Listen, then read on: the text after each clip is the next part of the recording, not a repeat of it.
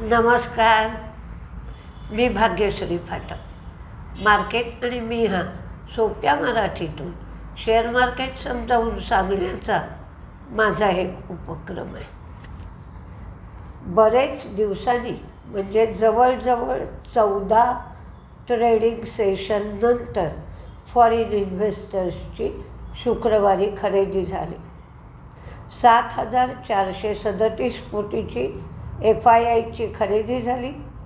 DIIची सुद्धा 1,850 कोटीची खरेदी झाली. 4.28 बॉन्ड यील्ड होतं. डॉलर इंडेक्स 98 होता, तर क्रूड 66च्या लेवलवर होतं.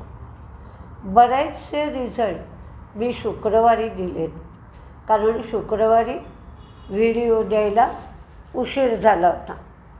त्यामुळं बरेच रिझल्ट मला कव्हरही करता आले होते. उरलेले रिझल्ट मी आत्ता तुम्हाला सांगते. लेमन ट्रीचा रिझल्ट चांगला आला. तिन्ही गोष्टी वाढल्या.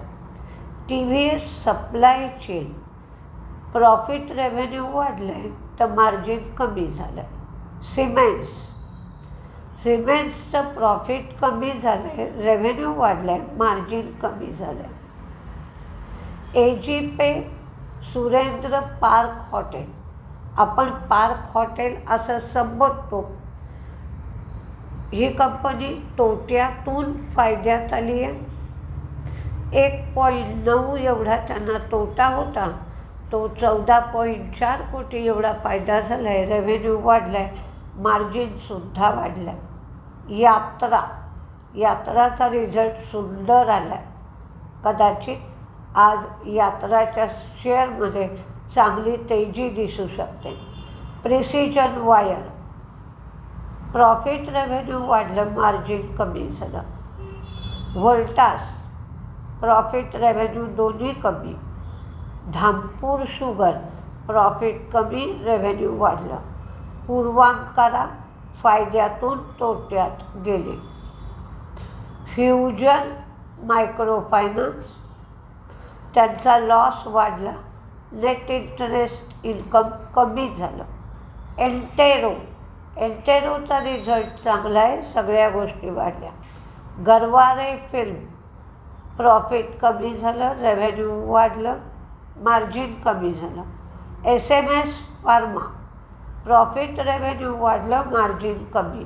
सुप्रजितसुद्धा प्रॉफिट रेव्हेन्यू वाढलं, मार्जिन कमी. हॅपी फोर्जिंग प्रॉफिट रेव्हेन्यू वाढलं, मार्जिन कमी. ओलेक्ट्राही तसाच. HBL इंजिनिअरिंगचा मात्र रिझल्ट चांगला लागला, सगळ्याच गोष्टी वाढल्या. आता आपण अमेरिकन मार्केटच्या बाबतीत बघायचं झालं तर 15 ऑगस्टला पुतिन आणि ट्रम्प यांची दोघांची बैठक होणार आहे आणि जे युक्रेनचा ताणतणाव आहे तो काही कमी होतो आहे का हे बघितलं जाणार आहे. पण झेलेन्स्कीला मात्र हे जे काही होत आहे, कारण बरीच जागा युक्रेनची सोडावी लागेल जर काही तशी बोलणी झाली तर, त्यामुळे झेलेन्स्कीला काही हे मान्य होत नाही आहे. ट्रम्पने कोर्टाला असं सांगितलं आहे की जर टॅरिफची सगळी धोरणं कोर्टाने अमान्य केली तर 1930मध्ये जशी मंदी आली होती तशी पुन्हा मंदी येण्याची शक्यता आहे. तर कोर्टाने ही टॅरिफची जे काही बदल सरकार करत आहे किंवा ट्रम्प करत आहे ते मान्य करावेत.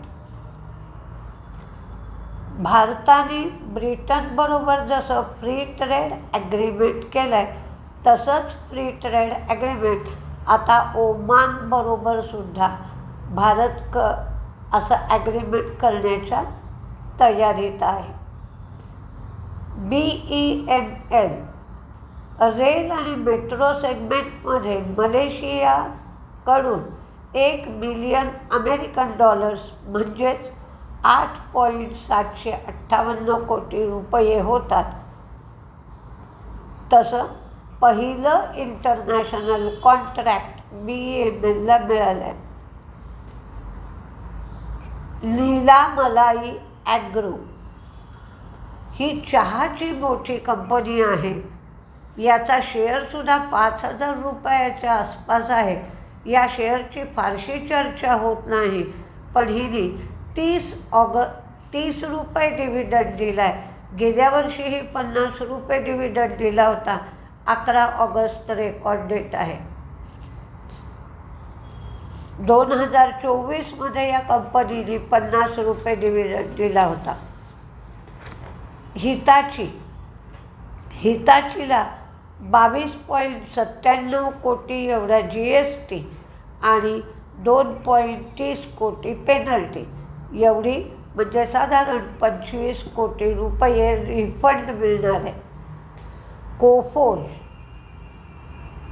साबर हा कोफोजचा मोठा क्लायंट आहे. SABER त्यांचा परफॉर्मन्स कमजोर आहे. त्याचा कंपनीवर परिणाम होईल असा एक मीडियाने रिपोर्ट दिला होता. त्यामुळे कोफोजचा शेअर पडला होता. पण कंपनीने असा खुलासा केला आहे की कंपनीच्या फायनान्शियलवर असा काही परिणाम होण्याची शक्यता कंपनीला दिसत नाही.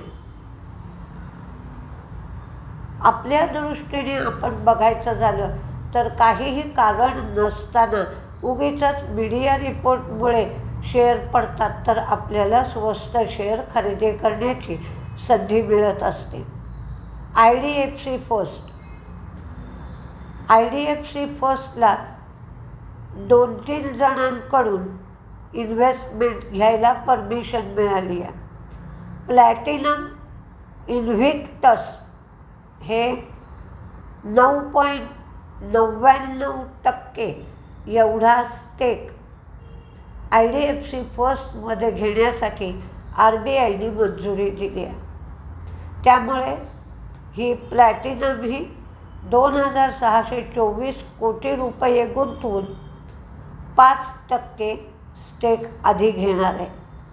Shilpa medical non alcoholic fatty liver डिसीजवरच्या गोळ्या भारतात लॉन्च करायला सेंट्रल ड्रग सिस्टीम्सकडून परवानगी मिळाली आहे. सरकार 42,000 कोटी रुपये एवढी OMCsना मदत करणारे, सबसिडी देणारे. कारण उज्ज्वला योजनेअंतर्गत ज्या सिलेंडरचा सप्लाय केला गेला त्याच्यामध्ये पर सिलेंडर जवळजवळ 300 रुपये OMCचं नुकसान झालं आहे. त्यामुळे HPCL, BPCL, IOC यांना हे पैसे मिळतील. तर शुक्रवारीसुद्धा हे शेअर तेजीत होते, तर आजही हे शेअर तेजीत असण्याची शक्यता आहे. कारण किती पॅकेज मिळेल हे शुक्रवारी समजलं नव्हतं, तर आज ते समजलं. बजाज अलियान्स JM फायनान्शियलमध्ये स्टेक विकत घेणार आहे.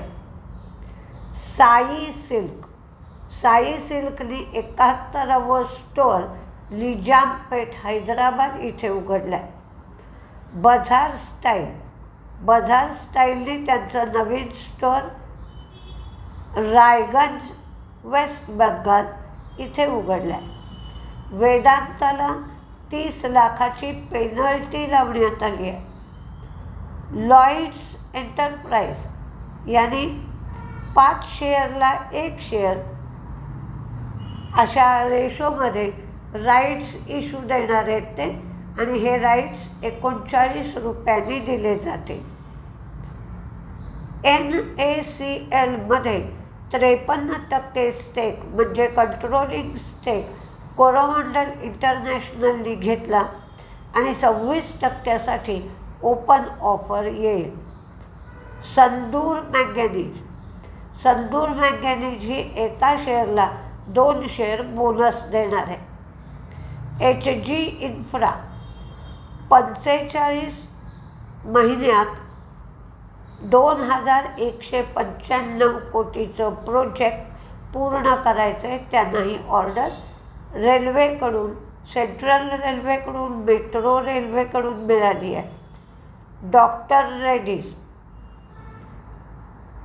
मिर्यालागुडा मॅन्युफॅक्चरिंग फॅसिलिटीची तपासणी USFDAने केली होती, तर त्याच्यात त्यांना व्हॉलेंटरी ॲक्शन इनिशिएटेड असा रिपोर्ट मिळाला आहे.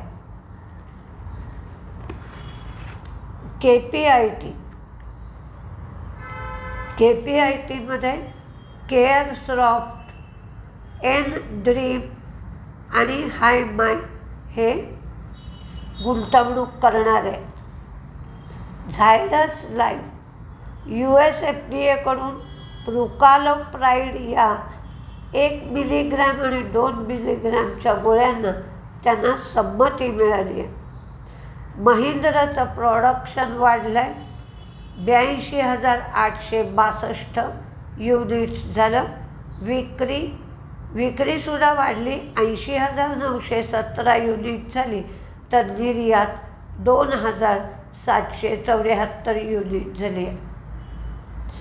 आता तेजीत आणि मंदीत कुठले शेअर राहू शकतात ते पाहूया. फक्त तुमच्या वॉचलिस्टवर ठेवा, कारण हल्ली बाजारात खूप गोंधळ चालू आहे. आपल्याला वाटतं शेअर तेजीत राहील, तर हटकून तो मंदीत जातो आणि मग आपला स्टॉप लॉस हिट होऊ शकतो. त्यामुळे तुम्ही फक्त निरीक्षण करा. तुमच्या अभ्यासानुसार जर तुम्हाला वाटलं तर शेअर खरेदी करू शकता. पहिले तेजीमध्ये बघूया.